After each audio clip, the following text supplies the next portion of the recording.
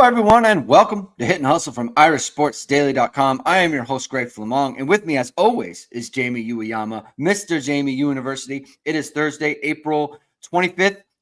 Today, the NFL draft, Jamie. I think everyone likes it, is excited for that. It's kind of an official end to all of the football stuff and into 2024 season, whether it be college or NFL. I love the NFL draft. Do you love the NFL draft, Jamie? Are you a big fan? Yeah, of course. We've talked about it many times. Doesn't like it, man. Sitting around talking about college players, talking about dudes who are going to join NFL teams from our favorite teams. Joe Alt looks like he's going to be a top 10 pick. Most mocks, I've seen him going to number 7, Tennessee Titans.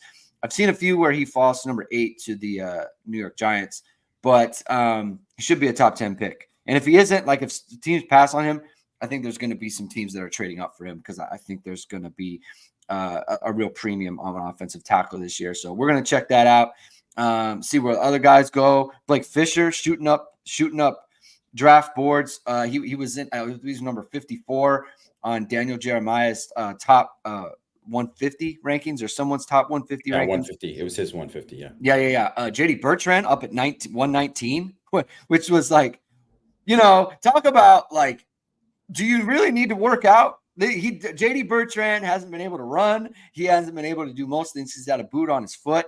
Wasn't able to participate really in the Senior Bowl, but he's jumping up the rankings. People like what they see from him, so we're going to be monitoring that. We're going to be tracking that. Audric Estime, Cam Hart, things of that nature. So thank you everyone for tuning in. If you like what you hear on this Mailbag show, please hit the like. Please hit subscribe. Please hit the notification bell so you know whenever it is we are going live. Links to the podcast are in the description below if you want to check out the audio format of this show. And Jamie, it is a special show. It is a special mailbag show. We love the mailbags.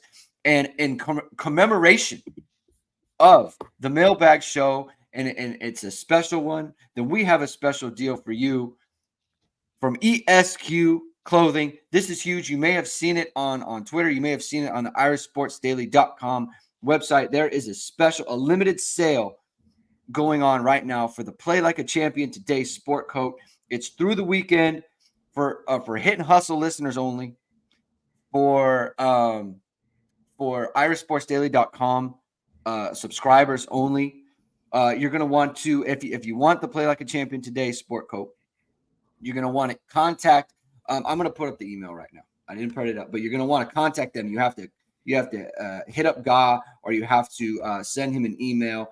It's going to be contact@esqclothing.com. I'm going to put it up. It's great. It's the Play Like a Champion. It's got the Play Like a Champion inside the lining. It's just all it's custom made. It's very limited. Normally retails at $795. It is special for Hit and Hustle listeners. And it's one the players wear. The one the players wear, right? You can wear what the players wear on the player walk. There is the email right there. You can hit up Ge. Basically, you're getting 40% off of this. So it's a very good sale, very good limited edition. Not available to the general public. After this weekend, you will not be able to go to ESQ headquarters in Chicago and buy this. You will not be able to do that. You need to do it by the end of the weekend, by Sunday, right? Hit up Ge. He'll take care of it. So that's what we have going for you guys to celebrate the NFL draft, celebrate Notre Dame football players. You get the opportunity to have the outfit that the players, or the sport jacket the players are wearing. So it's a great deal. I recommend everyone take advantage of that. Contact at esqclothing.com. Send it over, and Ge will take care of you. Great deal for Notre Dame football fans. Jamie, we have a loaded show today. Loaded. Well, I think we have 21 questions that we're going to get to on this show. Buckle up, everybody. It's going to be like 50 Cent. Yeah, buckle up. It's going to be a long one. We're gonna get going. So we're gonna get going right now. And I see some questions in the chat. I'll sprinkle those in as we get going. But okay, in honor of the draft, post-spring silly time requests, do a 5-round draft for highest pro potential on the roster first pick goes to whoever's birthday comes next. I'm gonna duck now. Okay, so we'll get 5 rounds. When's your birthday, Jamie? March 18th. Okay, Just so had it. Yeah, just had it. Mine is in June, so I'm next. So I get the first pick. We'll do snake. Okay, so I'll go. You get 2, and then well, should we do it like that, or should we just do? We'll just go back and forth. You go 1, I go 1. We'll do that. The first pick, and so it's basically who is going to be the highest picked, right? So if you wanted to pick like if Joe Alt was a freshman, let's say 2021, or you had Joe last year, you would take him. Yeah. But like Joe Alt 2021, I'm taking Joe Alt because he's gonna be a high pick. Like that would be a good pick, right? Because he's high. So that's what we're doing. So we're projecting here as well. First pick, I'm gonna take Ben Morrison. I think he's gonna be a first round pick, and I think he's the only first round pick that we are confident will be only player on the roster that we kind of are confident he'll be a first round pick next year. Plays a premium position at corner. He's been a shutdown corner for his first 2 seasons at Notre Dame. He's going to get All-American buzz. I think he's going to test really well. He's a really good athlete.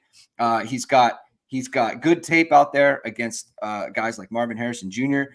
And so I think he's going to be a first round pick. I think there are players on this roster who could go higher than him, but I just feel like those are projecting forward. I'm going to take Ben Morrison in for the first round. I'm going to take Boubacar Traore. I think he's got all the traits to develop into a first round pick, which would be that's like the highest edge guy for Notre Dame, like pretty much since the 80s. So, because I wouldn't consider, I know Ronaldo Wynn was a first round pick, but he was kind of more of like inside, like a 4-eye, a 4-eye 3 down end. So he's not really like a true edge guy. So, and I really think he's got even greater potential than Isaiah Foskey. So Traore. I'm gonna go CJ Carr here. My next pick. Let's go all in on it, right? Why mess around? Again, another premium position guy. I think there's a good chance he starts in 2025. I think it's possible.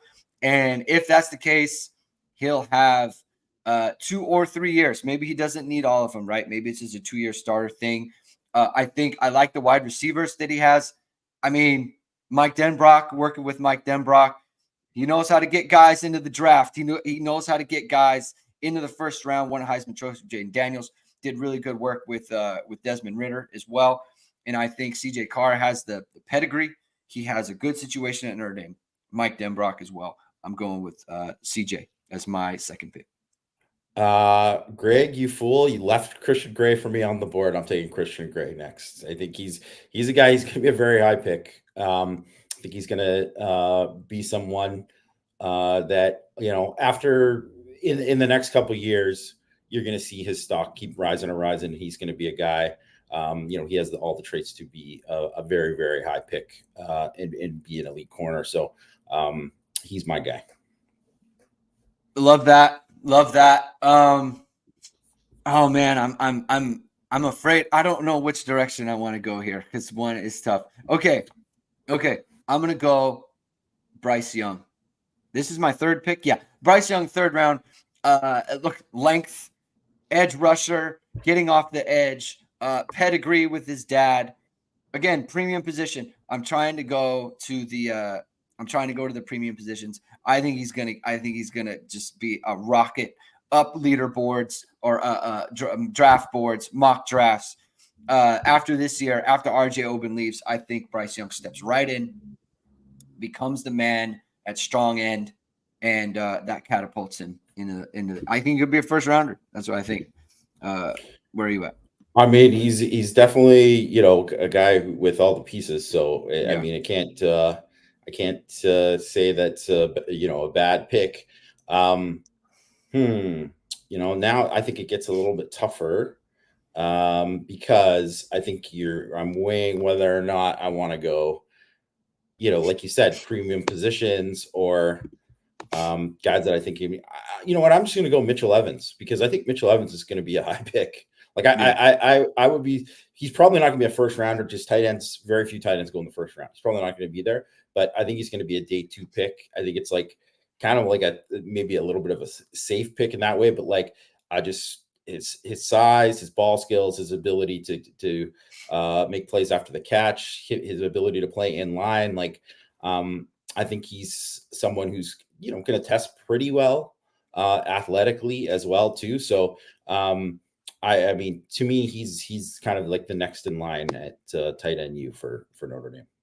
Next in line, 100% true. But I waited and I didn't take him. I didn't want to. I waited and sat back, and my guy fell to me. Eli Raridan will get drafted higher than him, and so that's who that's who's my 4th pick. Look, tight end U, right? They're all getting drafted. Mitchell Evans definitely gets drafted. Eli Raridan definitely gets drafted. I think Raridan will go higher than Mitchell Evans will. Now, man, you got to catch the ball on the sidelines there first. So you got to catch the ball on the sidelines. Totally true. 100%. You also got to catch the ball over the middle when you're getting hit and find a way to get in the end zone. And that's also a thing that happened.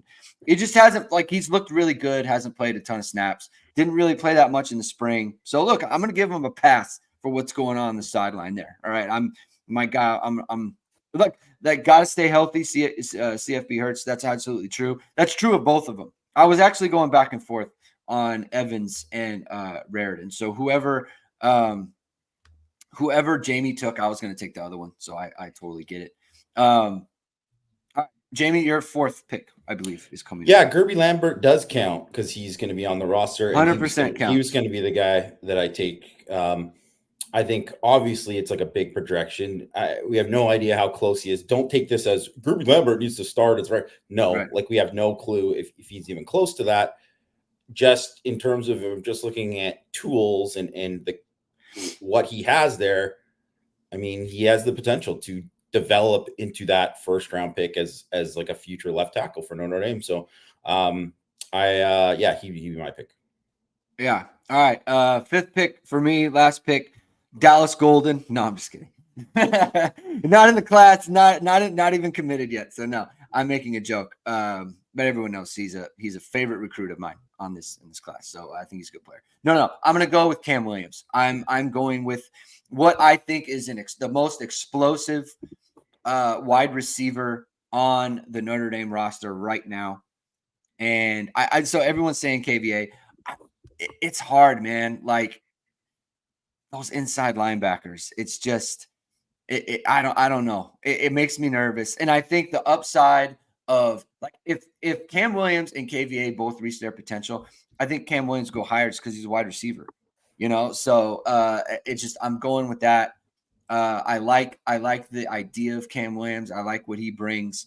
I think once he figures it out, he's going to be the man at Notre Dame at wide receiver. So that's wrong. Okay, so I just want to mention this too, because I think this is one where we could have done this at a different time, even a couple of years ago, and there'd be far less options for like, the last few picks or whatever, where we're just kind of grasping at straws, or we're picking guys like Howard Cross, who is going to get drafted. He will get drafted. Even as an undersized, defensive tackle, he's going to get drafted. Like Riley Mills is going to draft. There's a lot of guys, NFL guys, that are going to get drafted. Like I listed about, like, I was just going through it, just making a list of guys, just, on my own separately. And there was like, I got to around 30 and I just stopped. I was just like, okay, well, there's a lot of guys that I think have, real potential to be NFL picks. And I think like you could say like, like saying like X Watts or whatever, like easily could pick, X Watts, Riley Mills, RJ Oben, some of these guys who are going to be picks next year, right? Like, there's all these different ways to look at it. But I just thought, just for the fun of it and just for the exercise of it, I'm going to take a quarterback too, and I'm going to take Kenny Minchie. Because really, whatever. Because you know what? This is what Irish Bronx wants, because he knows that I hate these questions. He's like, oh, we're predicting. Because there's going to be some person, whatever, I was going to say another word. There's going to be some person who brings this up at a later date and being like, remember when you said this? I'm like, okay, like, relax or whatever.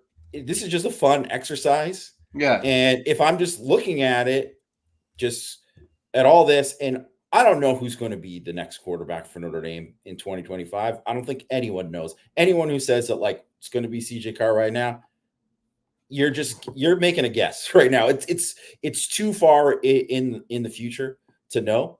Yeah. But I know that like I think if it's Minchie or Carr, either one of those guys has a chance to be a guy who gets picked really high because they have all these intangibles there that make them attractive as prospects in terms of what they can do in terms of like arm talent and athleticism, ability to escape, and all this kind of stuff too. So so just for the fun of it, there was not. It doesn't have to be at Notre Dame. If Kenny Minchie transfers somewhere and he's on the roster right now, if he transfers somewhere and becomes a starter and gets drafted high, that could be a brilliant pick, Jamie. It could be brilliant. I love it. Guys who I was considering, Jeremiah Love was one. Considered him. Definitely considered him. Billy Schrauth considered him. Obviously, Jalen Sneed, KVA. Like Jalen Sneed, KVA are like 100%. I think Drake Bowen. I think Drake Bowen, and I think Jaden Osbury is a little bit more projecty, just because I'm not totally sure what his role is and how he's going to fit. So that's Jadarian Price is another one. Keedron Young. You can look at a lot of these. So there's a bunch of guys. There's a lot of guys. Yeah. I think the whole point of this is that there's a lot of guys that could develop into elite college football players and hence end up developing into first-round picks because they have all these pieces of their games and tools that could translate to them being NFL players. And frankly, like as you mentioned, Jordan Faison. I mean, first pick lacrosse draft. Jordan Faison, I think, has a very good chance to be an NFL player. Yeah, like 100%. I think he's got a very good chance to be an NFL player. And guess what? If the choice is between playing lacrosse or being an actual or actually being drafted, and I'm talking about he's going to be drafted, then he's going to choose football. Yeah, because he can maybe go back to lacrosse later if he wants or whatever. Football's done, it's done. And whatever they're getting in whatever the lacrosse league, it's not even close to the minimum of what you get in the league. So exactly. Yeah. Exactly. All right. CFB Hertz asks, it seems like you would need to have a strong understanding of both sides of the ball in order to be a good coordinator or play caller. We have never seen coordinators swap between offense and defense. Why not? We have kind of seen it with head coaches, though. Like Brian Kelly was he was a linebacker, I believe, when he played, and then he came up as a tight end. Al Golden, tight end. Now he's coaching. Brian Kelly was a linebacker. He started on defense, and then he moved over to offensive coordinator. I don't know that we've seen that too often. I mean, those are two that just kind of come to mind.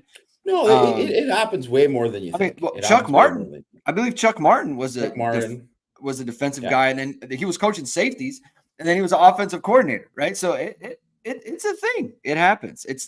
It's not like the norm, but it happens a little bit more, I think, than we understand. No. Brian Kelly was not a golfer. Ty was a golfer. Ty Willingham was a golfer. You know what's funny is Amy, my wife, she attended Notre Dame during the time of during the Ty Willingham era. And she told, like, she doesn't really she went to every game, but she doesn't follow the team like that. But she was, I guess, in a golf class. It was like a PE class that she had. And she was like, yeah, Ty Willingham was there all the time. Like, he was always hitting balls. And it's like the stereotype, like, that was true. Yeah. Like, it was true. That was, yeah. Like, he totally just, he was always golfing. So, not great. Oh, a couple things I just want to add to this.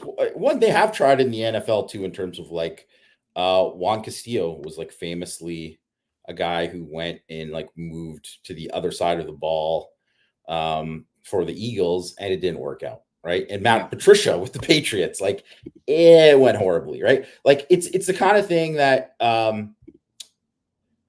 mean, Bill Belichick is someone who has called plays on offense, and obviously he's known for being a defensive mastermind. But he has called. There were before like Josh McDaniels was like officially promoted to the offensive coordinator when they were kind of going in through a transition there. He was calling plays. Like there's guys who can do it. Certainly at the NFL, there are certain guys who can do it. And I'll just say too that high school level, my dad was a longtime high school coach. Like there are a lot of guys, not a lot, but there's more guys in the high school level.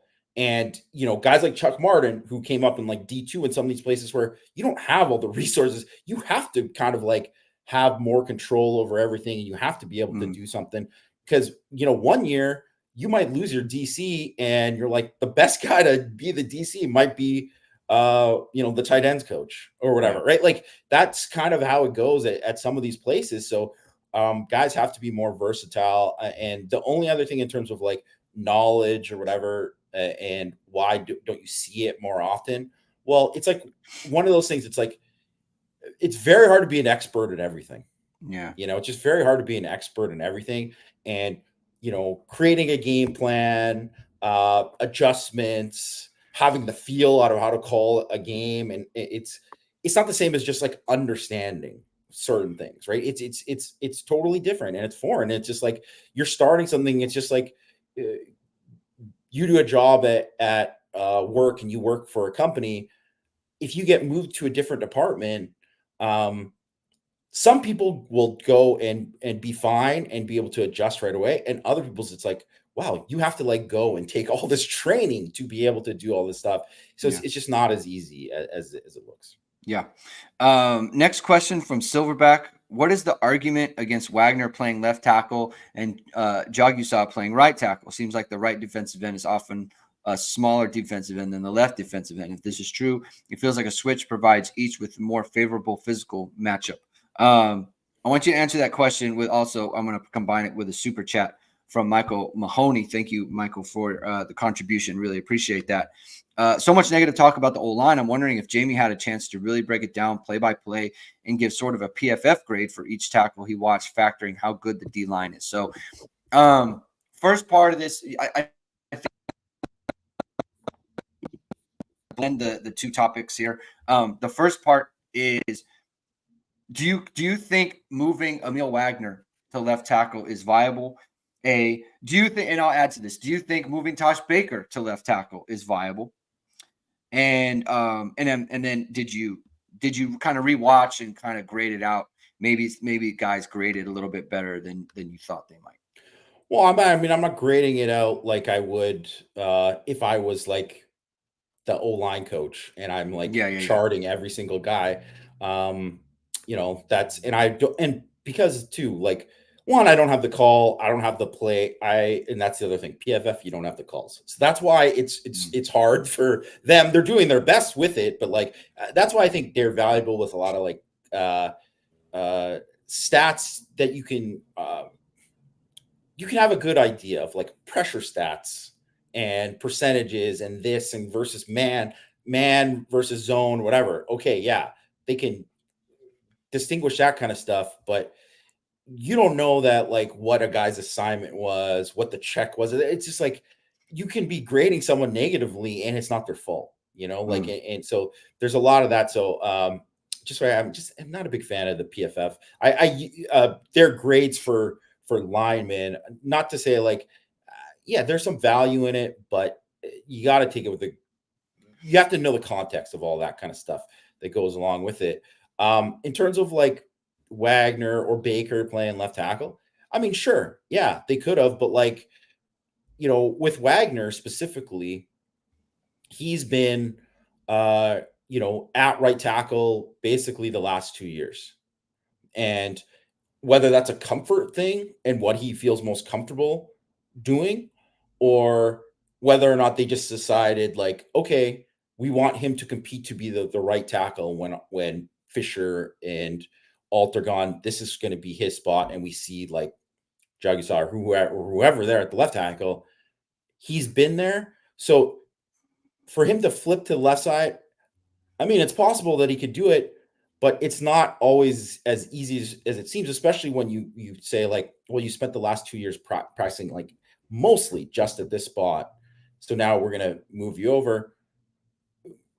They could, and he did take reps at left guard in camp last year, so maybe, but I don't know, right? And then I think Baker obviously has taken reps at both sides, and they can take a look at him, but it's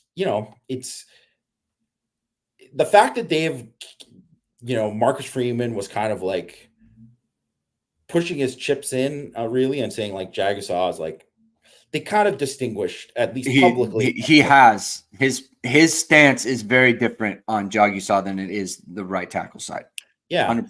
So I think from that perspective, people should not overreact to the blue gold game and just and be like, because he wasn't good. He didn't play well, specifically in the first half. He played really bad, right? But in pass protection. But yeah. That isn't probably not a reflection of how he's practiced all spring and all these other things that go along with it.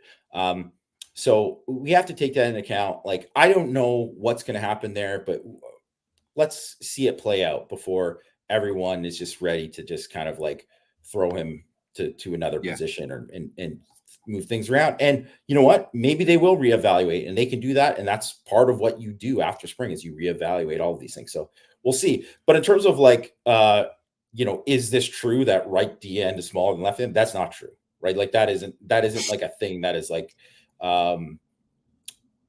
definitively true or anything like that. That's not how it works with left and right side for defensive ends.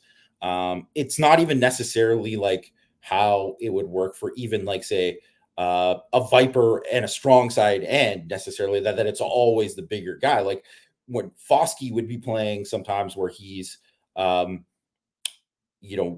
the Viper, and then Justin Admirola was playing as the strong side end. Well, Foskey's bigger than him, right? Yeah. Like it's not necessarily that. Also, too, there's a lot of teams that flip depending on the strength of formation. That's what Notre Dame does, right? With their Viper, it's not like the Viper lines up only on this side or that's like, so a ton of teams do that. The other thing is that there's too much emphasis, and I think in football in general, especially like media wise, there's too much emphasis on like the left tackle, and this is like the premium position, and he's got to be able to play left tackle, because that's not really how, especially the NFL, that's not how they treat it. They're like, they want tackles. Like if this guy's an elite right tackle, that's good. The days of, Jumbo Elliott, who I always mention as a guy, because he was this old school, it's like, we're running to the right side, right? We're lining up the tight end, Howard Cross, actually, beside him, and we're running to this side, and this is how we're going to go. And he is the big run blocker. The other guy's the dancing bear who can, protect the blind side. Blind side, front side, it don't matter anymore because they put the pass rushers wherever they want now. So if you're going to put think about for right tackle for years, and they did have, so ironically, the New York Giants, Michael Strahan would play as the left end, which means he went up against the right tackle all the time, which means if you had a stiff there or you had a guy who was just a run blocker there, he was taking him to school. He was becoming a Hall of Famer because you put a stiff out there, right? Like you can't have a guy there who is just one thing there. That's not how it works anymore. And even if you look at, say, last year with Notre Dame, and just overall in general, it's like you're looking at where's Waldo? Who's the guy that we're going to attack? Right. And that means that could be the center, that could be the right guard, that could be the left guard, that could be the back, right? That you are going to say, well, guess what? We're bringing pressure because we know this back can't pick it up, right? So all these kind of things, or how do these guys handle stunts, whatever, all that kind of stuff goes into it. There's a very specific plan of attack, how they choose to attack, depending on who they're facing, right? And last year, that was one of the things where teams played Notre Dame. They lined up some of their best pass rushers inside because they like the matchup against Rocco and Pat Coogan. And I mean, it worked for them. That was, why, of course, why wouldn't you do that? Because there's a better chance of them winning that matchup than against Blake Fisher or specifically Joe Alt, right? Mm-hmm.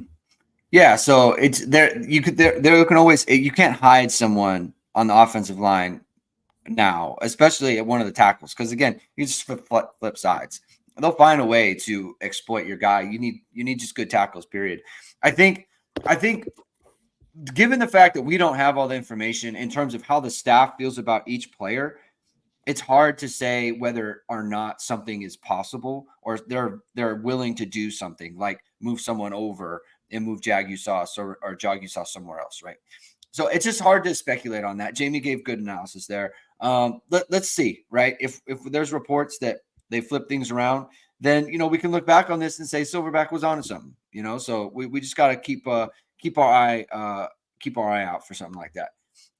Next question, NV Irish. RPO was to the 2023 spring game as blank was to the 2024 game. In other words, what did you see in 2024's game from the offense that you do not believe will be a big part of the plan going forward? First of all, love this question. Question. And Jason Smith asked, when do the summer enrollees come? June. Like basically like first weekend of June typically. Yeah. Is like when their school gets out. There's like a couple weeks, and then everyone comes back. Yeah. So they'll be there. They'll be there in June. I don't think there is an answer to this though. Like, because I really the offense in the blue gold game, and this is another thing to think about with all of this kind of the context of it. They were extremely vanilla. They weren't doing anything.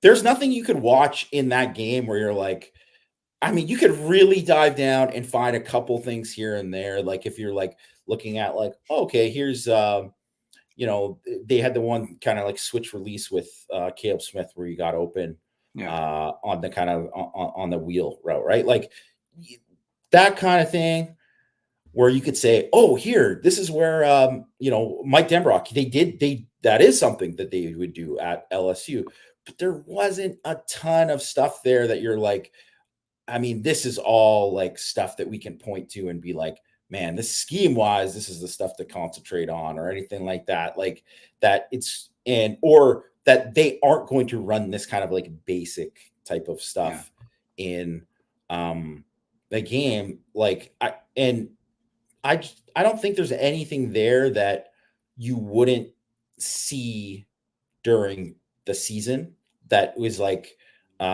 because there just wasn't also that much there. It's all like very base stuff. They're not trying to show anything in that game. Right. I was just yesterday, and I think it was released this morning. I was on with Locked On Irish, the daily podcast that Notre Dame does. Tyler Wojak does that. And he asked me this question. Not what we won't see, but like, what did we see that's different? And I was like, I think there was some mechanical things with the way they run their zone read that I thought was different. But like the pass game concepts, like their favorite and most frequently run pass game concept in this game, which was basically high-low 1-2-3. So you had the two receiver runs a corner, the outside receiver runs a curl, and the running back goes into the flat, right? So there's three levels the quarterback can look at, and they must have run it 5 or 6 times. Notre Dame ran the exact same concept for a touchdown on the first drive of the bowl game. They're running stuff they've already put on tape. Yeah. That teams already know that they have. Teams already run that almost everybody runs, right? Yeah. So it wasn't like I don't know. I don't think there was stuff there that they was like that stood out. I mean, it's definitely like too, if you look at like what they did on defense, like put it this way, like the week before the Jersey scrimmage, they ran a ton of pressures and stunts, like Yeah. way different. Where they were like, it was not the same. Like they ran the little, like, um the ET slant, and with the tackle looping around. They ran that like a few times in this game. Um, but not nearly the same amount of other stuff. Not the difference, like they weren't bringing the nickel. Like Jordan Clark got like a sack in the, like they were doing that kind of stuff in this game frequently at the very least, right? Like Luke Talek had a sack in the thing. They weren't bringing a safety and blitzes in this game. Like it wasn't, um, on purpose. They're, yeah. So it was very vanilla. There was like they ran a lot of RPO action, but they didn't really throw them. Yeah. So it wasn't. There's nothing really where it's like, oh, like this, they're going to do this, and I mean, I thought the quarterback sweep was one where it's like I don't. That's something that Denbrock is running a lot, right? Like that was something that was good. But beyond that, like I do think we'll see that with Riley Leonard. That's going to be a real thing. So. I would keep my eye out for that. All right, fifth quarter Irish. He went longer, but I condensed it a little bit just for the sake of the podcast. The goal is a national championship. Given what you observed through spring ball and know about the roster, would you say Notre Dame is a legitimate national championship contender? I could guarantee the following: Riley Leonard is basically healthy. He plays every snap the coaches want him to play. The offensive line performs 2018 level good. But growing pains. So it improves as the season progresses. Not elite, not an elite unit on the offensive line. Above average health on defensive side of the ball. Known impact guys: Morrison, Watts, Mills, Cross, and Gray. Reasonable health everywhere else. So assuming Notre Dame has the pieces they want, right? And the offensive line is essentially 2018 caliber. Do you think they are a national championship contender given those parameters? No.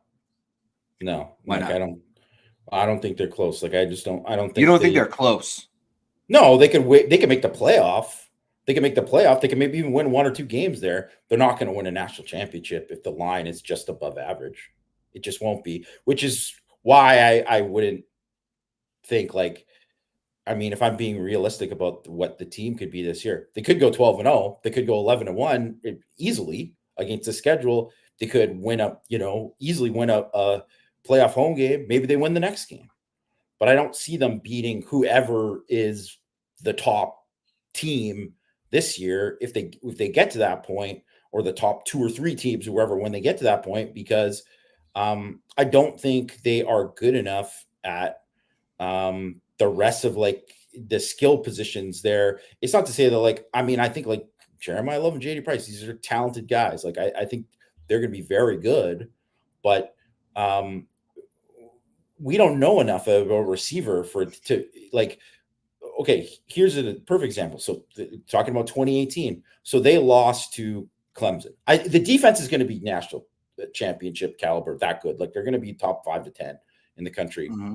I don't have any, like if given the health, like you said, like fifth quarter, I said, I don't have any qualms about that. I'm pretty confident that they'll be there in that respect.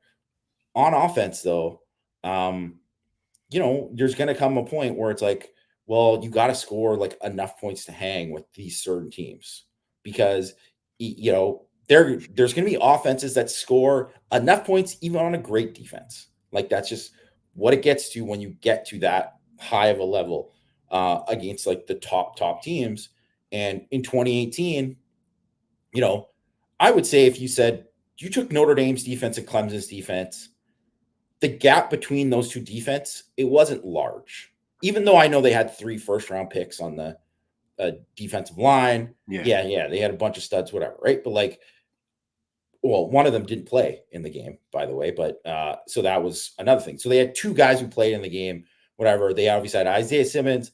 They had a stacked NFL guys, but look at that 2018 team. It was like 8 starters were NFL draft picks, right? Like that team, and they had a bunch more that were guys who were backups that were going to be NFL players. Like that was a very, very good defense.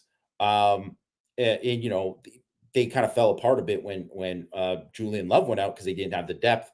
But even given that, they still weren't going to win that game because they didn't have the offensive skill that was even close to Clemson. Like they didn't have T. Higgins, they didn't have Justin Ross. They didn't have Etienne, they didn't have Trevor Lawrence. And even as good as like Riley Leonard, I don't think Riley Leonard could be great, right? But like Riley Leonard's going to be Trevor Lawrence. I mean, that's a lot to ask. I don't see it happening. I don't see it happening, especially because he doesn't have T. Higgins and Justin Ross to throw to. Yeah. So, and it's not to say that maybe Jay Greathouse, because I'm a big believer in Jay Greathouse, it's going to be great. But like, I don't know if Jay Greathouse is going to be like that good. And where's the other guy who's going to be that good too, right? And is Jeremiah Love or JD Price or whoever, like, are they going to be Travis Etienne good this year? Maybe it's possible, but it's like so many other things have to go right there.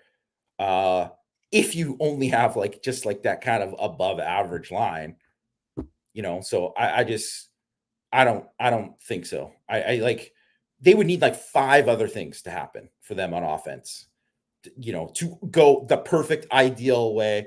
And it just I don't think that's realistic. I don't think that's realistic that could happen.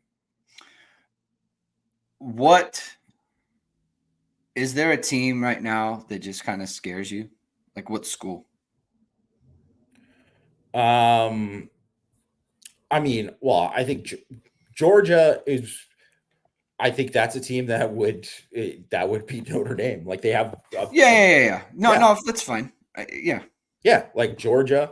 I don't think like on paper right now, like Ohio State. If Notre Dame's playing Ohio State this year with all the guys they had back, their defense is going to be great again. So that's going to be like a low scoring game, and they have more weapons on offense, right? And obviously they have some questions at quarterback and all that kind of stuff too. But like, I don't think anyone would pick Notre Dame in that game. Could they win that game? Yeah, they could. You have a defense. You could, like you said, you could be in any game. But if we're being honest about it, it's like you need like all these other things to happen. It's kind of like when you're when you're playing these teams, like, well, you also returned a kick to the house and you had a pick 6 and all these like you need some of these breaks to happen against a certain level of these teams. And I just think like, I don't know for sure, like, like what other teams, like, I don't know how good like Alabama's going to be this year. Like, I don't know I couldn't say for sure. Right. But like, I think on paper, like 2 teams that I could just see where I'd be like, man, those wouldn't be good matchups for Notre Dame just off the jump would be Oregon and Georgia right away. I'm like, Oregon, Georgia, Ohio State. And that's 3 right there. And I mean, I think if I was picking, like predicting who would be in the playoff, like the top 4, I would think there's a good chance that those 3 teams would, be in it. And I don't know. I mean, it's not to say like I do think like Notre Dame is a playoff talent wise, like could be there, but like I'm just being honest, like if they don't have the other things, there's like if you look at the national championship caliber stuff, it's like, well, you have to have these certain things. Well, Notre Dame is missing some of these things. So, and they don't have Michigan line last year, right? So, and if they don't have that, then it's like, well, then you need these other things. That's just kind of how it works. So I think this question's kind of hard to answer now because of the rounds. Like, I don't know how schools are going to respond to that. I don't know how Notre Dame will respond to that, Like, let's say they go 12-0. They have to be a 5 in that sense. They would get a 12. Let's say you beat the 12. And then you would play the 4? Right? Do I have that right? If they were to win, they would play the 4. The 4 would play the 5 in that scenario. Well, then you're not playing like whoever the best team is. You know what I mean? Like That's a Look at conference. who the 4 is almost every year, though. But this year It's it like the has to team be, that lost a but game that was probably the second best team. But it has to be the lowest ranked conference champion, right? I'm not sure that's how but it has to be, but it's not necessarily going to be like the Big 12. You know what I mean? Like no, for because sure. if the But what Big I'm 12 saying team goes is, undefeated, like whatever, right? Like you know how they do it with these rankings. right. I'm just saying, like, what does it do for Notre Dame because at some point they are going to play one of the two best teams, right? Barring some sort of crazy upsets. One of the two best teams, you're going to play those teams eventually, right? And so what does it do for Notre Dame? Like, how do they respond to beating the 12 and beating the 4? Right? Which I think they could do, right? Like if we were having a conversation where it's like, could Notre Dame win 2 rounds? Are they legitimate contenders to win 2 rounds given the format that they're in? I would say yes to this. I would say yes to that. Yes to Right. that. Right. But they So have to win more than that. Yeah. I don't know what it does to Notre Dame to then be like on a weekly schedule when these teams don't have. Notre Dame has never played a round like this. They've never been a playoff situation like this where it's like that other program had a month to prepare for you. You know what I mean? Like they have never been in a situation where it was like they get all of their resources and all of their guys ready to go, all the health and all that stuff. They get everything and they can put it against you. Like Notre Dame has never done well in that situation. But this is a new situation, right? So I don't know how they deal with that. Like just in a vacuum, I kind of agree with you in that I don't think you can sit here and say that of all the teams that Notre Dame has had since they last won a national title, that this is the one that doesn't have the fatal flaw when the one question mark that they have is the offensive line. It's a big question mark. And I'm talking about, again, like you said, at championship level, right? Why wasn't Alabama championship level last year? Because their offensive line was not that good. And they could not snap the ball. You know, like at some point that weakness will come back and hurt you. You just need to be a good, like your weakness cannot be the offensive line. You know what I mean? And that is the problem, in my opinion. And so, like, but it is harder for me to answer because then, like, once you get into the machinations of how it can actually work, you start to introduce variables that just haven't been present before when Notre Dame is getting to this point. So, it's a good question. It's a really good question. I kind of went back and forth on it, but just generally speaking, I just don't think a Notre Dame team where their biggest question mark is offensive line and is just like 2018 caliber. I just don't know that that's going to be good enough. It just doesn't seem like it to me. So I guess I'm, I'm siding with you on that. I just want to point out, Michael, just, part of the question wasn't they are going to get to championship level thing. It was they're going to get to 2018 level. Right. That's what he said. Championship level, right? So that's why. If they get to if by the end of the season we're talking about, well, Emil Wagner, man, throw him in. Man, we blew it not putting him as a future first round pick, and Charles Jagusah is the next great left tackle for Notre Dame, and like just say whatever, or Gerby Lambert took over at left tackle, and he is that guy, and he looks like, man, I can't believe this guy's a freshman. Look how great he's playing. And Jagusah moved inside to guard, and what a stud! And they're like they are like by the end of the year, they look like they are a Joe Moore Award type of finalist. I mean, that changes the total equation of everything. Like, I think that's not kind of the point. I think, Michael, I would agree with you. Like, if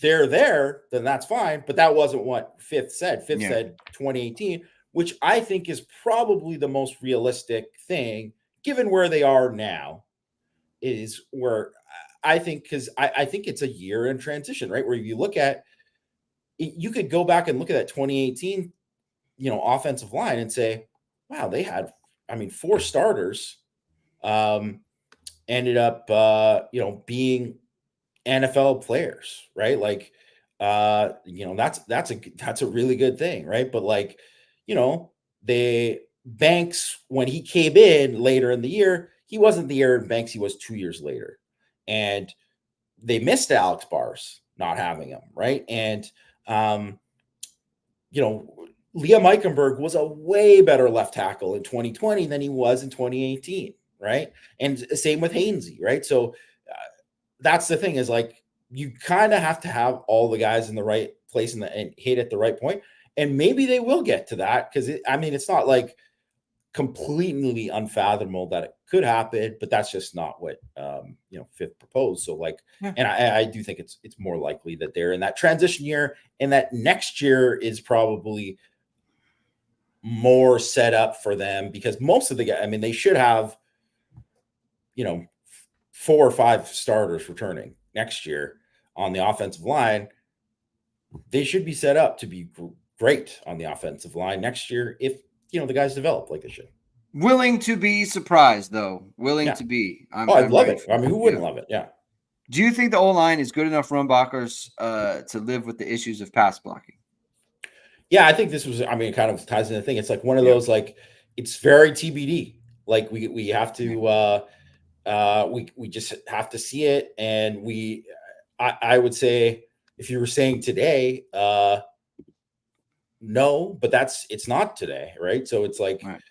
It's about where they're at later on. And we're going to see, because I think, like, even the thing is like, people are going to, I wish in some ways they're getting A&M early is a great thing, because it's like, they have so many transfers. They got all these new faces. They got to kind of like get comfortable to kind of where they're at, but also it's not the best thing for the offensive line to be like, okay, you're playing on the road. It's going to be super hot. And also, they might have the best pass rush you face all year. It's going to be like the guys you face in practice, and Texas A&M is going to have the best pass rush. So it's like, well, that's tough, right? Where if they face them in week 8, maybe they'd be a lot. I would imagine they'd be much better equipped to handle it. Yeah. I do think, though, I do think they'll be a good run blocking team, though. Just generally, I think they've shown a good amount on that front. And I liked what I saw in the spring game as well. So there's reason to be optimistic on the run blocking part of it. Moco PDX. How much progress in terms of developing chemistry and connections can Leonard and wide receivers make between spring and fall camps without coaching help? Will it be minuscule until they're actually back for fall camp and working with a full staff and team? No, I think they can really develop a lot of chemistry in the summer. And I think that's just one of those things too. Like, even, I think you would say, even on as a DB, Greg, that's something that, like, when you're like doing like 7-on-7 stuff in the summer, that can help a lot, just in terms of just getting those extra reps, getting the communication with guys in the secondary. That can help a lot. Like, getting that and getting comfortable and like, playing, with each other. And certainly, like, that's something that you can ask, anyone, any quarterback and any receiver who've like worked. And the reason they put in that time is to develop that, because they want to get to August and already kind of be hitting at a point where it's like, okay, we're ready to go. It's like how before training camp used to be the point where people used to get in shape, and training camp maybe used to be the point where you develop that chemistry. And it's like, well, that's too late now, because it's like, you gotta like, make up for all this lost time. So summer is going to be big, and it's going to be big for all those guys. Honestly, some of the unstructured stuff is better for building chemistry, because then you really have to learn about your guy, how he likes it or what he wants, or, because look, when they'll do their 7-on-7 stuff, they'll stick to team concepts. 100% they will move off of it just for fun. And that's where you learn about each other, and that's where you develop a rapport and a chemistry. And so that stuff, like, it's almost better to not have the coaches around, because then you're forced to learn, or else you're just getting keep beat by your teammates, and no one likes that, right? There's a lot of trash talking stuff that goes on during the 7-on-7 things. You don't want to lose that stuff. So that's where the chemistry gets built, in my opinion. And then when you get back together, then you have that base, and now you start doing your team structured stuff, and you already have kind of an understanding of, I like Chris Mitchell is this way and Jaden Harrison is this way. So they can definitely learn a lot working with each other. Passe, I guess. Prediction on which Notre Dame players get drafted this weekend, and a rough estimate of what round they will be selected. It's Joel 1. Yeah. Right. After that, it's kind of I would say at this point the favorite would be Blake Fisher to go next. Yeah.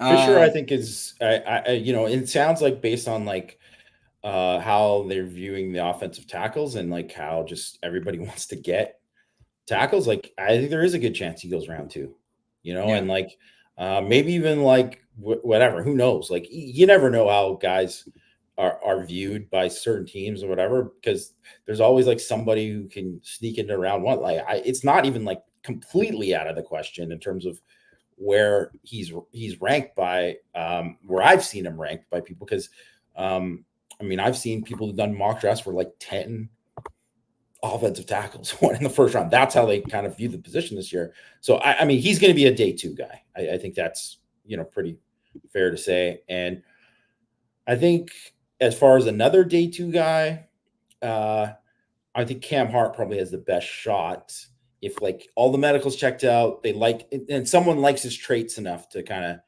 of take him there. I could see him being kind of the next guy.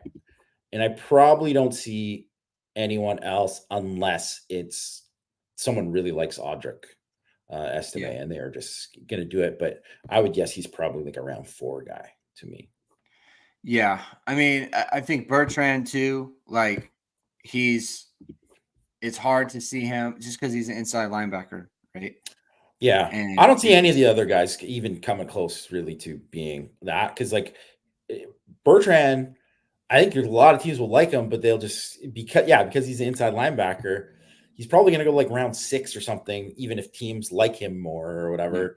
I think that Maris is going to be a day 2 guy. I'm pretty positive. He didn't test well enough. That really hurt him. I think that was something that hurt him. And he could get bumped up a bit because of the off ball. Like they don't really like the off ball linebackers. So maybe he goes early on day 3, but he's probably, a day 3 guy. And, I would say that, he's probably like, he's around 5 or 6. And I would say same with Bertrand. And then JJB is a guy who I think he's got a really good shot at getting drafted. And I would say he's probably like a, late round guy too, as well. Like probably like a, 6 or 7 kind of guy. And Hartman would make it 8 if he gets drafted. And I think he would probably be 6 or 7 too. So it's like kind of, I don't know. There's a lot of times you say like, oh, Notre Dame could have like 8 guys drafted and then 6 go. So, who knows? Because sometimes just it happens, right? Where they dropped out, or there's something else there medically that we don't kind of know about that just gets a guy out of there. But I'm pretty optimistic they could have 8 guys drafted. Yeah. Alan Eagle, if Cam's shoulder checks out, I don't see how you can look at his work the last year and not draft him in the first 3 rounds. Agree. Like he has good size too, and he can run, and he's got good length. It's it just he plays corner, man. He's a tall corner who can cover. He's a good player. So I agree. If his shoulder is good, then he should definitely be up there in the first 3 rounds. JW Black, would it make sense to use Tosh on half the downs, Emil on 3rd down passing? So when a defense subs in for a passing down, we sub in Emil Wagner. You know what? I always think this is actually, it's one of those kind of fair questions when you think about it just from a logical standpoint, because they do this on defense all the time. And also you do it's third down, you switch the personnel all the time, except for the offensive line. Like you bring in receivers. You bring in receivers. You bring in a third down back. You take the tight end off the field. You add this. Like you add in this specific guy because in this formation, like that happens all the time, except for the offensive line. Yeah. And you could say, oh, we don't want to bring in somebody who's cold or whatever. Maybe that's the logic, but then it's like, well, they do it on the defensive line all the time. And they do it at receiver all the time. So it doesn't really kind of make sense from that perspective. But it's just never done. You never see it. And I guess it's because they don't want to take away like the element of like, whoa, maybe we'll pass, or maybe we'll run here or whatever, or maybe we'll do this, or like they don't want to give anything away. But really, you're already giving it away with a lot of the personnel. Well, not just that, but like just because you bring in wide receivers doesn't mean you run the ball either, Yeah. And like when Notre Dame brought in Daniel Smith, what were they doing with him? They were just running, like It's honestly, would it make any sense? Yes, in fact, it would make sense. Are they going to do it? They don't do it. No, they will not do it. They won't. But it does. It does make sense. But I think it's actually one of those like fair questions. Like, if especially if you were someone who was like, I've never watched football before, and then you're learning about the game, you're like, oh, they do this, okay, and then like, well, why don't they do that? Yeah, couldn't tell you. Exactly. Couldn't tell you. Yeah. In 2020, this is from BVZ. He's asking about Spencer Schrader. His ability to kick off was a big benefit to the team. Newsom's leaving, so he was the no, not Newsom. Who was the punter? Who just left? McPherson. Newsom was before. McPherson. He just left, and he was going to be the kickoff guy because you noted when he announced the transfer, he had this like God gifted him a great leg or something. Brian Mason said he had the greatest leg. His leg was kissed by God. Yeah, but kissed by the kicking gods. He's out. I think I want to say distinctly God. The man up above by God. Not the ones in the clouds. The one like above everything. So he's gone. Not going to be him. Mitch Jeter doesn't have the strongest leg, as we saw in the spring game. Do we know? Is there a solution here? I know Notre Dame likes to do the angled kick or whatever, so that's always an option. But do you have anything on this?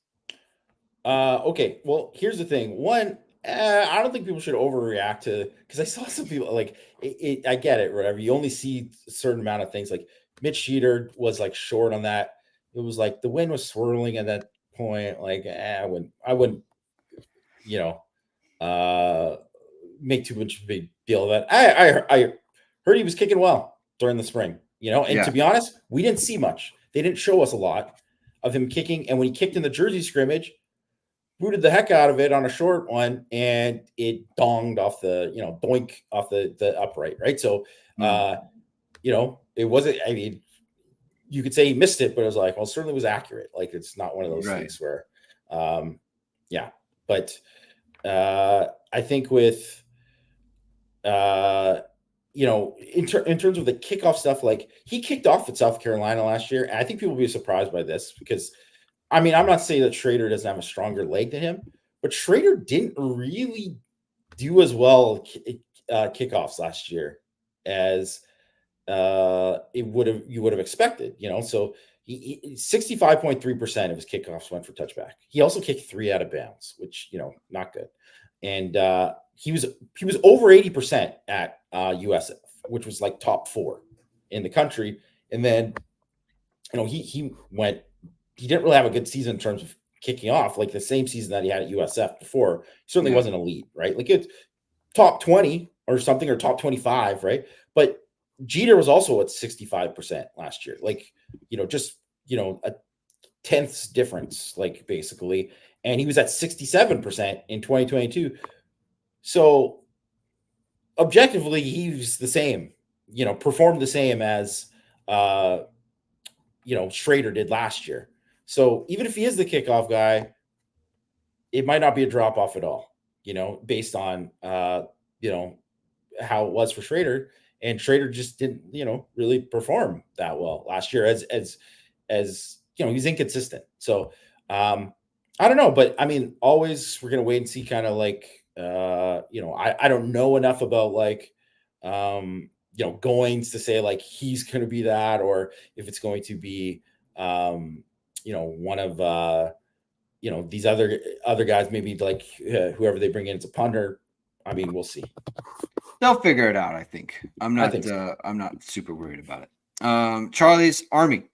Spent some time inside Aggie buddy with my inside Aggie buddy yesterday. He said that D is going to be awesome, citing the defensive end from Purdue and the number 3 sack leader from the SEC last year in particular.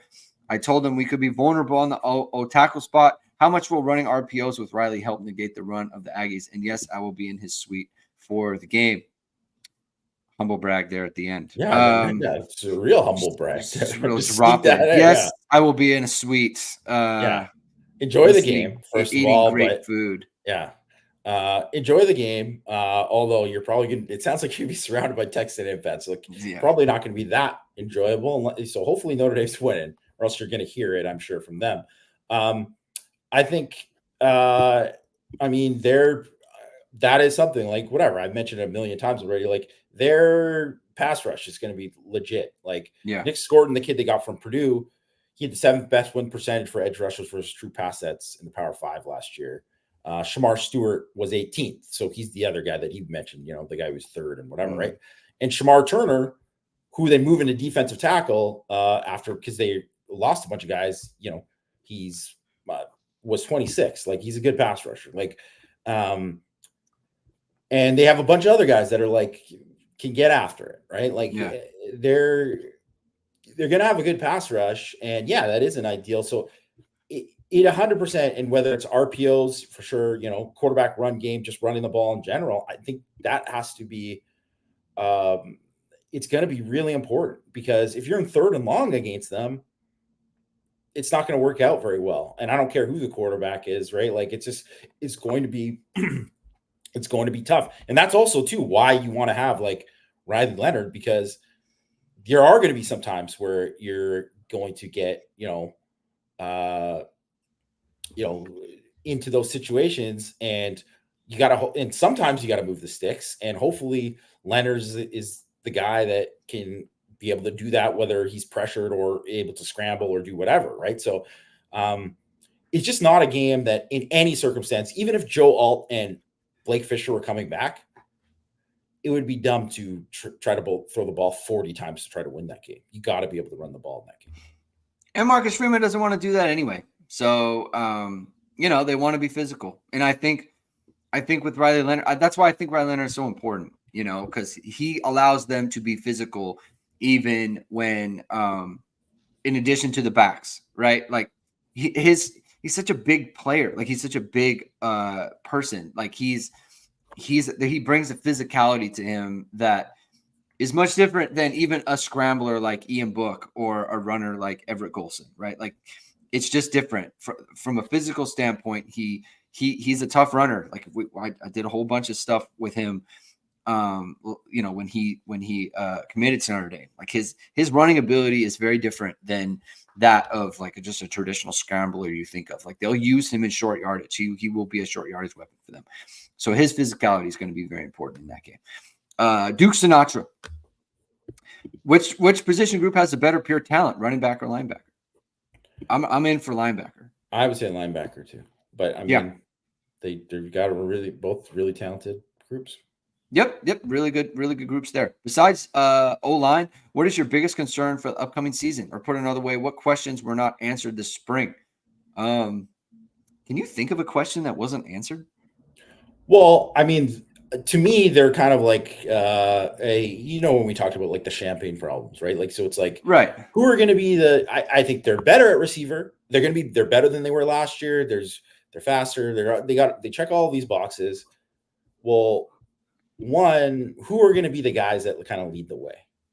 Like who are going to be the guys who lead the way? Who are going to be the top guys? Do they have a guy who is going to be the top guy who's going to be wide receiver 1? Is that Jaden Greathouse? Is that someone else? Jaden Greathouse probably the best candidate coming out of spring, and there's people that we didn't see who didn't work. Like, so are any of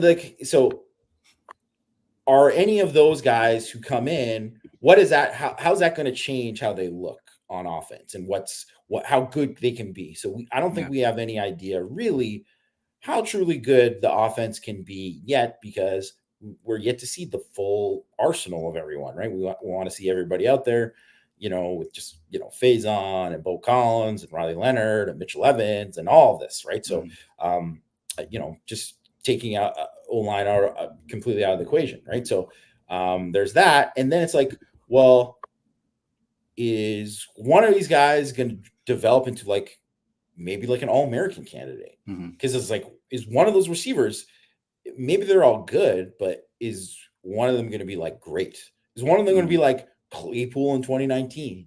Is one of the backs going to be all of a sudden he's a Doak Walker candidate? Is that going to happen?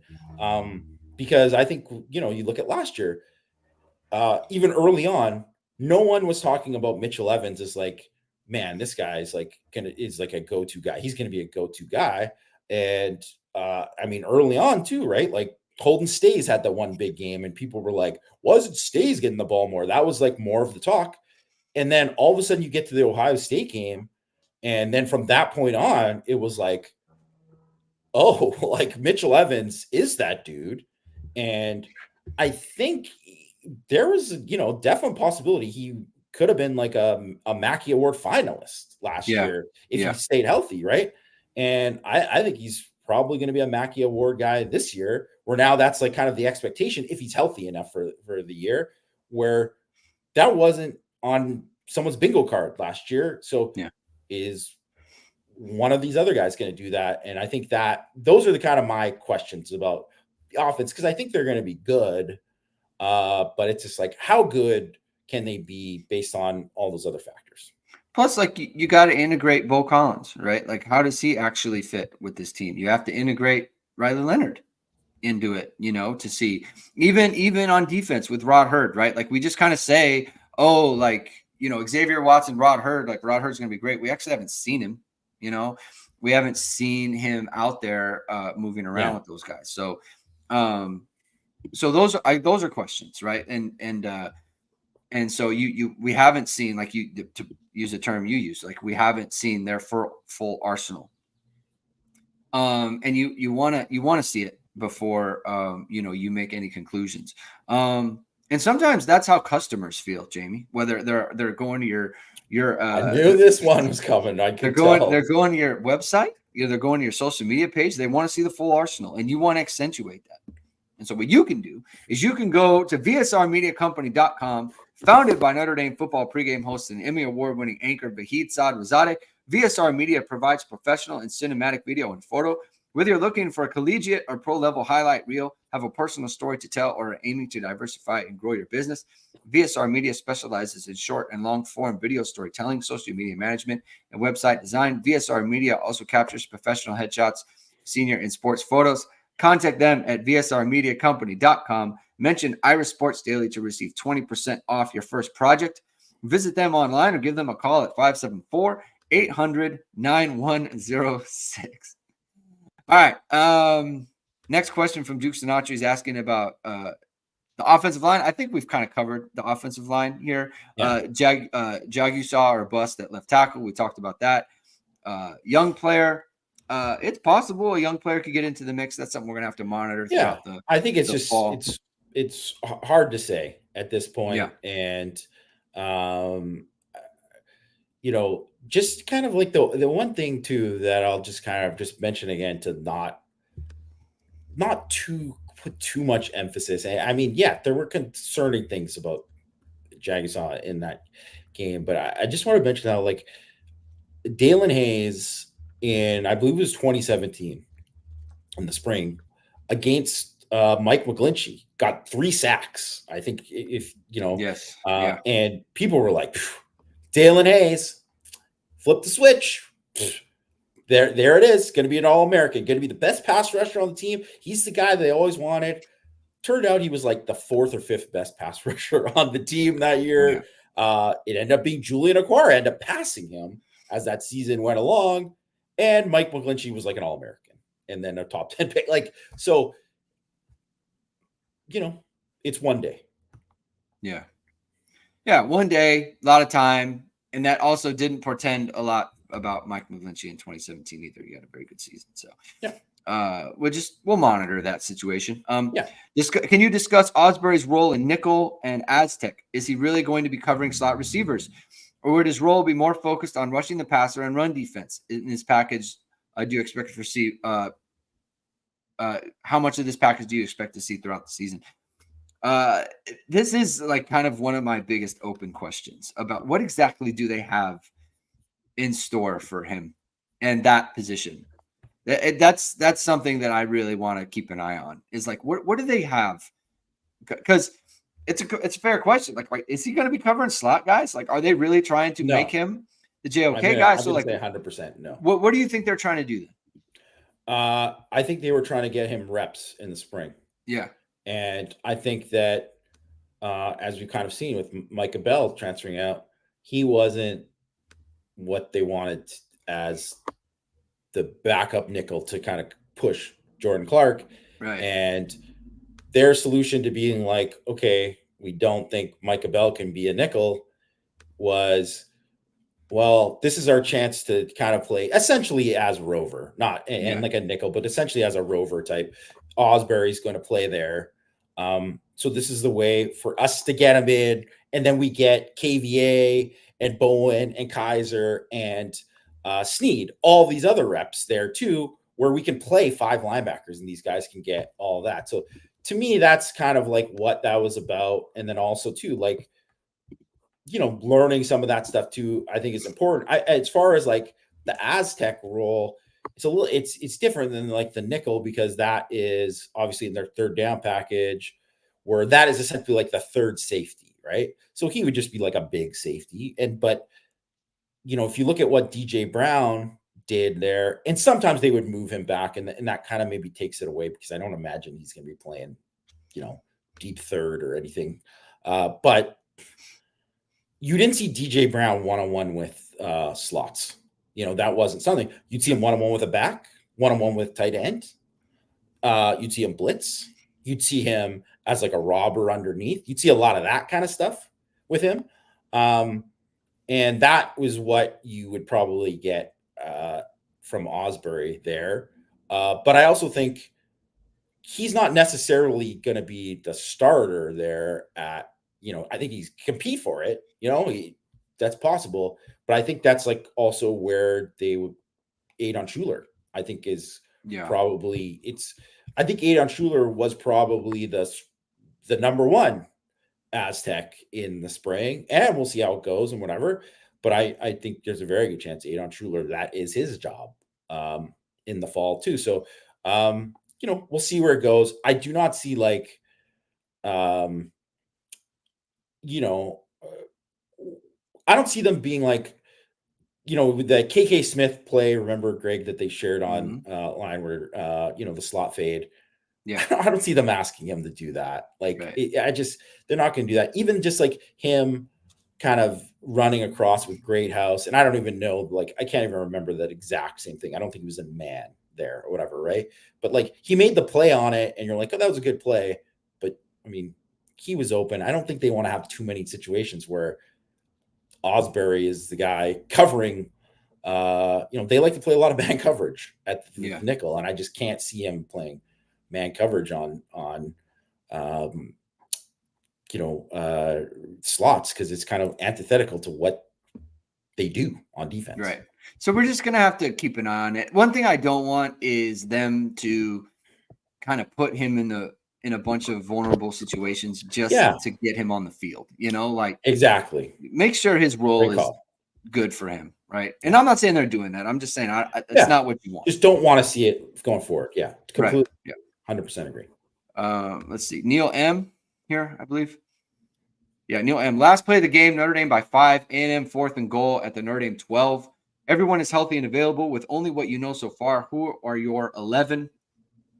Yes, only 11 on the field for Notre Dame. Haha, because they had 10 last year. Remember that? Okay. All right. So down, I want Howard Cross. I want down. I want Howard Cross. I want Riley Mills. I want. Actually, I don't know if I want Riley Mills in that situation. Changed my mind. Down, I want Howard Cross. I want RJ Oben. I want Jalen Sneed, and Boubacar Traore. I want them rushing.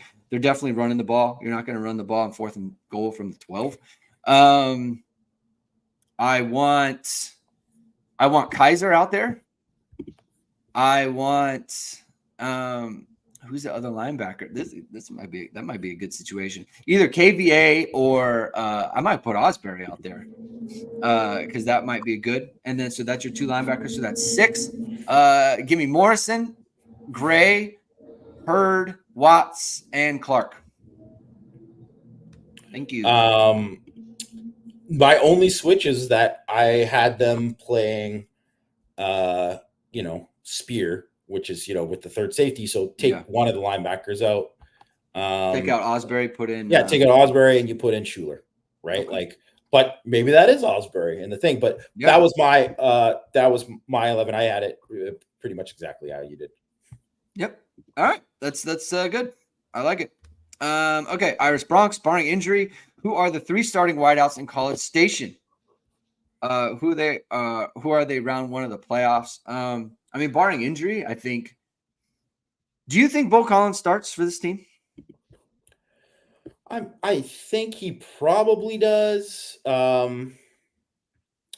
Okay, this is also too. I know Bronx he just puts these questions because he knows I hate them. He knows you hate him. Yeah, he knows I hate them because it's like we're predicting stuff that we don't really have that good of a clue about going into the first game, and then also pick the one at the end of the season. So gun it to 88 in the DeLorean and make sure that you see exactly what happened during the season to get to this point. I mean, really, the only person that I feel pretty confident that will be one of the 3 right now is I think Jaden Greathouse. Yeah. And then to me, it's going to be like, well, maybe if as long as he's healthy, right? Jaden Thomas or Bo Collins in the boundary, most likely, right? And then I would say probably game 1, I probably say Chris Mitchell's probably the other guy. So that's probably the 3. And then and if we're just like going to go to the end, like I do think Greathouse, as long as he's healthy and all that kind of stuff, will have that, will be there. And, we'll see what kind of happens as the season goes along and, with the boundary. But I think, I think Faison is going to be one of the top 3 receivers by the end of the year. I just kind of think he's got that. He's got that it, and he's going to be he's going to be there, even if maybe he's kind of like running with the 2s in camp and not really doing it. It's going to be like the kind of thing where just like, well, I mean, whenever we throw the ball in this guy, good things happen. So we just got to get this guy the ball more. And he'll be one of the top 3 by the end of the year. I think that's what's going to happen. Agree. This was another question I answered on the show yesterday with Tyler. Like he asked me the ceiling, and I was like, I don't know what that means by ceiling, really. Like I don't know. Like if you're talking individual player, I guess the main guy is Jaden Greathouse, but what does that translate to in terms of actual numbers? I don't know. It's hard to say. I feel like there's going to be so many moments for each person, right? And like if you told me Bo Collins was starting, I totally see that. If you told me Jaden Thomas was starting, totally see that, right? Chris Mitchell, Jordan Faison, same, right? Like I don't know. I don't know how it's going to go specifically, but I know they have a lot more good options than they have had in the recent past. All right, so we have a few more questions. They came in late, so I didn't get to add them to the thing, so I'm just going to read them off here. Curious Irish, any updates on Greathouse and Payne as far as injuries? Nothing to report. So if there is something to report, we'll report on it. I know Matt's always on this stuff, so if there's something there, then he'll provide the information. But until then, we have nothing on that front. Fifth quarter Irish.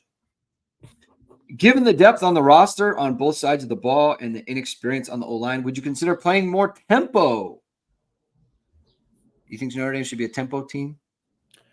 Um, I think tempo's always good to have in your bag, right? Like it's always good to have in your bag and to use it kind of sporadically.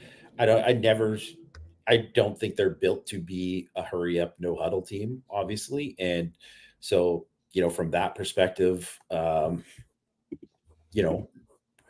I don't see them being like a totally quick up tempo trying to run, 80, 90 plays a game. I don't ever see that happening, but like, I do think it's good to like mix up the tempo and just, do some things. And also I think, it's always just like kind of way to like, especially when your offense is struggling and they're stagnant, like just change it up. Just give the defense a different look. Like, I thought it was always something that sparked Ian Book. That's for sure. Yeah. Yeah. I mean, it's the same thing for Jack Cohn, when they would go tempo with him, like he was really comfortable in that situation. It's like you said, when the time calls for it, you do it. But like, they're not going to be like Oregon. It's just not going to be that way. But I think they'll do some no huddle stuff, right? And that's the kind of the good part about having Denbrock around is he's really good at teaching it. He knows how to teach that stuff. They did it a little bit in 2015 with Kaiser. They got the ball to the line of scrimmage and got moving. So it's something. Hartman great in 2 minutes too. Sorry to interrupt, but yeah. So there's always a time and place for that sort of thing. Chris ND92 asks, how do players train for performance improvements in the NFL Combine test? What did Estime do to improve his 40 time from the Combine to the Pro Day? I don't know what he specifically did, but there's a lot of different things, right? Like sometimes it's about like losing weight and getting like your weight to where you want it to be. I don't think that was the case with him because I think he already kind of came in light to the combine. So I don't know, but I mean the kind of easiest answer is they practice it. Just like anything, right? Like you work on everything. There's a reason why it's not just that people are better athletes today, why the testing is like better than ever. These guys practice it. They know exactly what the tests are. They practice these tests. They work on everything from stance, start, your first few strides, what you do when you get into your full stride, your overall technique and stuff. Like it's much more mechanical now. And you would know, Greg, in terms of like, from a track perspective, like they treat it a lot like track. Like when you're learning how to run your 40 properly, right? Like it's not how you're running, as a running back. It's different. And that's how, and you have to treat it different because you're trying to get the best time. You're not trying to run on the field. And even though that's why some of like the in-game athletic testing, I think is kind of more valuable, but, and they'll like watch film of like, okay, you ran this 40 at the combine. Look what you did here. This is how you screwed up. If you just change this one thing, this could cut this down. Like that's how granular it can get when you're working with these places that are training you specifically for it. In saying that, he might not have done any of that. He might have just felt more comfortable running at Notre Dame. Like it could have been just that kind of thing. My guess is that he's probably a guy who went to X place with all these other guys because that's what everybody does, and then they train, and do that.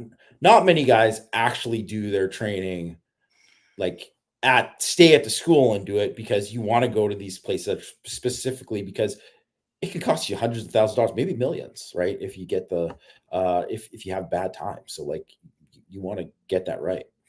Yeah, I mean. You're training to run a race rather than be explosive in a football game, right? So like your arms, your feet behind you, right? If you're windmilling, like you're wasting motion, you're wasting energy, right? Like everything has to be moving forward. It's for time. The difference between a 4.55 and a 4.60 is like kind of a big deal, but in a game, not really, right? Like so. Like Audric Estime is running 80 yards and his feet are going all over the place. Well, it kind of doesn't matter because he's running for 80 yards, right? So no one's timing that sort of thing. But like you said, it could. I mean, one was a laser time at a combine, and another is reported hand times. It just could be that. Like, that's all it could be. And different teams could have different times, and they time at the combine too. And so if one team had them at this time, that changes how they view them. And sorry, just because Jay Lehman asked them, why does it running 40 at the combine even matter compared to what done in the field? Why so much weight put into it? Well, there's just enough data there from years and years of them testing this, where they can look and say, like, corners who played X amount of years in the league, or the corners that ended up becoming starters or ended up becoming all pros, no one ran over this. Like, everyone ran sub 4.5 or whatever it is, right? Like, they have this data that's there. It's like they have benchmarks, right? That it's like you kind of need to hit to do it. And it means less for certain positions for sure. And there's other testing that is more valuable for certain things, but like it's why are you think, you're like, why are they measuring like arm length and hand size and all this kind of stuff? It's because it's one thing for a scout to say, like, yeah, I like a guy with a big butt, and I like this and I like that, or whatever, and blah blah blah, right? Like, well, I mean, part of that, there might be something to it in terms of like what they're doing, but you could definitely tell, like, quarterbacks who have 9-inch hands or more, or whatever the the benchmark is. It's like, well, those guys are able to play in the league, and they have more success throwing the ball in cold weather. And it's like there's data that supports all of this kind of stuff. Or like only such 90% of guys who've been had 10 sacks or more had like 33.5-inch arm length or whatever. Like, they do all of this stuff. This is like important things, and it's why they measure it, why there is a combine in addition to the medical stuff. Yeah. It's an explosiveness metric, right? So same as the vertical. So the good thing for Audric is he had a good vertical and he had a good broad, which those are the explosiveness metrics that they do, along with the 40 time. So if two of them are good and one of them isn't so good, then you retest and it's like, oh, he ran a 4.58. And it's like, oh, okay, that matches up, right? So that's obviously good for Audric there. Jason Smith asked, is this a sports team hat? And I'm like, no, it is Legion Brewing Company. That is their logo. And it's a friend of mine who went to Notre Dame. It's in Charlotte, North Carolina. So if anyone's listening is in Charlotte, North Carolina, go to Legion Brewing and they'll take care of you there. It's really good. I think there's 3 locations in North Carolina. So you're in the Charlotte area. So check it out. Legion Brewing Company. Good friend of mine. Okay. Jason, thank you for asking. Next question. Oh, I got to bring it up on my phone.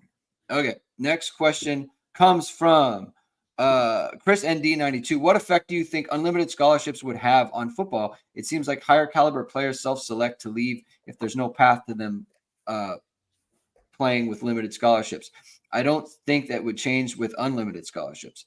I can't see football scholarships ballooning unless more perennial bench warmers refuse to read the writing on the wall. I mean, this is like you can really dive deep into this if you want, in terms of how they handle things with like cutting guys, and whether or not they're like, if we really want to get into it, like whether or not they should be considered employees because of all this, and the kind of like the 1-year contract of like scholarships and all this kind of stuff. Like, you can really dive into that, but I don't really want to do that. So we don't need to get into all that part of it. I just think that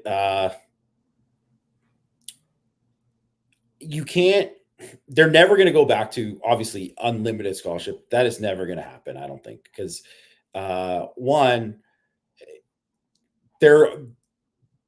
not every team can afford to give all these scholarships. Not every team, like, and then we get into all these things. If, like, let's say you start out with 105 guys on scholarship or whatever, right? It doesn't matter. I'm just throwing it out. Like, well, you have to now have all these meals that cost money, that you have to go to all these extra 20 mouths you have to feed. And then there has to be 20 more lockers, and there has to be this and that. There's all these kind of logistical kind of things that go along with it, which why it'll never happen. Like it's like part of it is cost cutting, not even just like an unfair recruiting advantage, even though that was some of it. But like, and I don't know, like I mean, let's face it, there's been teams who've been treating it like NFL teams for years and years, way before NIL and way before the transfer portal and all that. Like dudes were getting cut. They were getting cut left and right. And and they were having to transfer and go to a lower level or say whatever. And that has happened all over the place for so long that I couldn't even give you an answer of like what the solution for this is, or even if there is a solution, there might not even be one. Yeah. So it's just, I don't know. It's so in the weeds, right? Like stuff like that. Like, and they're not just that, but there's so many unintended consequences that come from these things that it's hard to really kind of know, right? Like it's good conversation fodder. But like how things work practically in terms of scholarship limits and walk-ons, and things like that, like how, like it just, there's just so many factors in that I'd have to like really think about it to kind of have like a strong opinion. It just seems like a situation that's ripe for unintended consequences to just kind of run amok, right? I mean, same thing with NIL, right? Like it was, on its face, sounds great, right? Like just should pay the players, and now look where we are. Whether it's like unregulated, so it's what it is now. Yeah. So it's a difficult subject. T-Borg 3, any clarity on the punter situation? The whole same thing's like a head scratcher.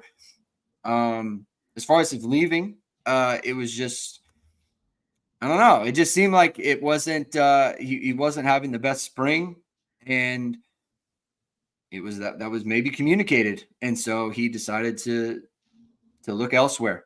Right. Jamie, do you have anything else on that?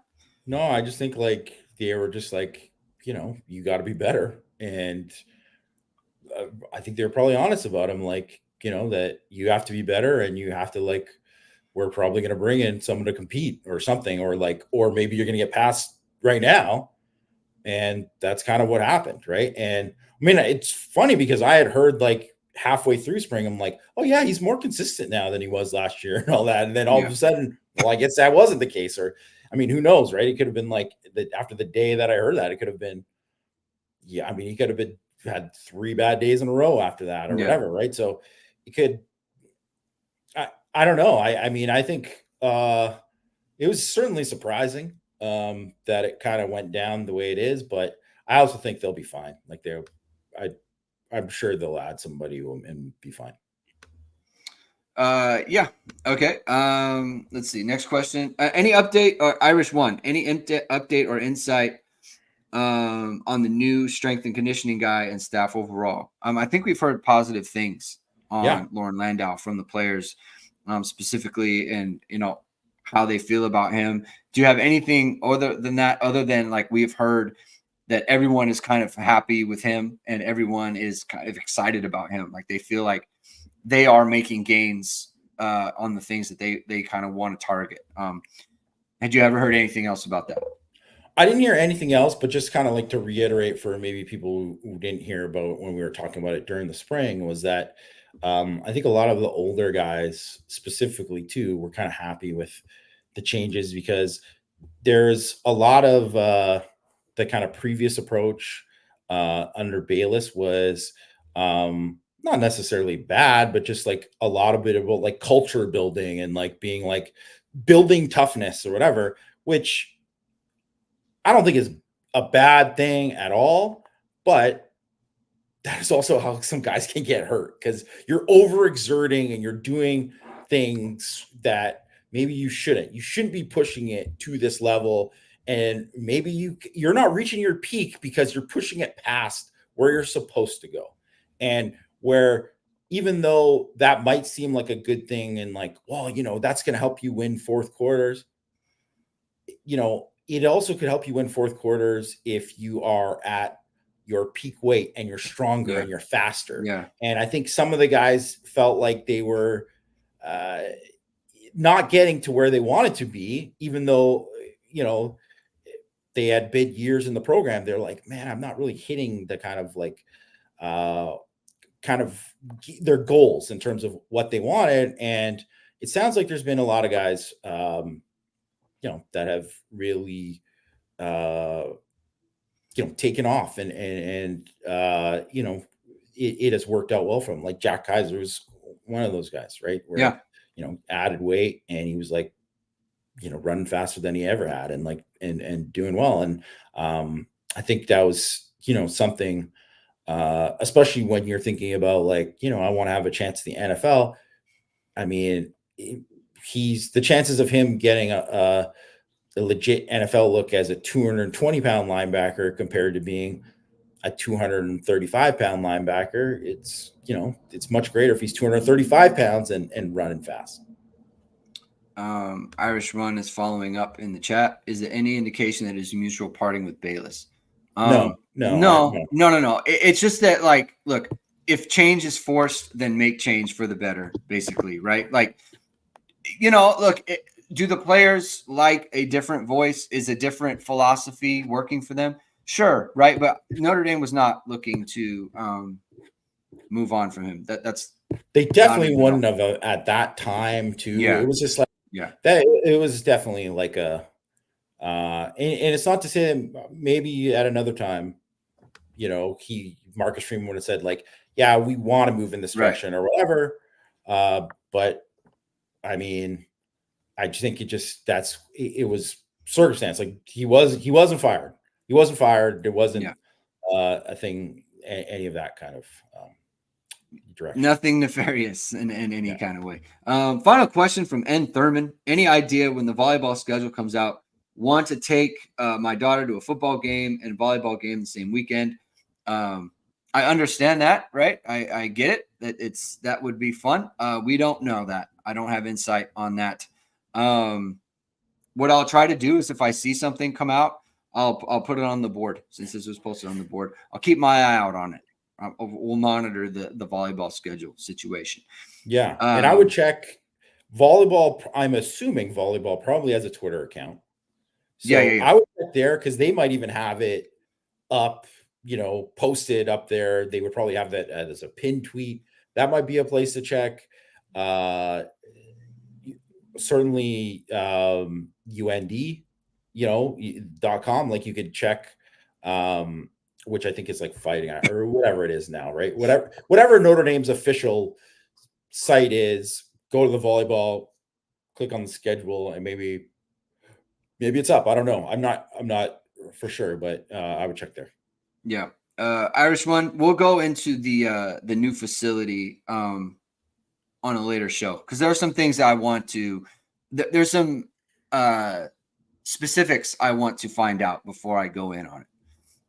It's a good thing. It's a good thing that Notre Dame is doing. But I want to get a little bit more clarity on some stuff, and then we'll address that. So keep an eye out on future shows, and that's going to be Thursday or Tuesday next week. So that's going to be it for today. Thank you everyone for tuning in. If you like what you heard, please hit the like. Please hit subscribe. Please hit the notification bell so whenever it is we are going live. We'll be back on Tuesday talking more Notre Dame football. Enjoy the weekend, everyone. Enjoy the draft. Check out where Joe Alt goes tonight. It's going to be exciting. So we'll talk to you soon. Keep hitting and hustling.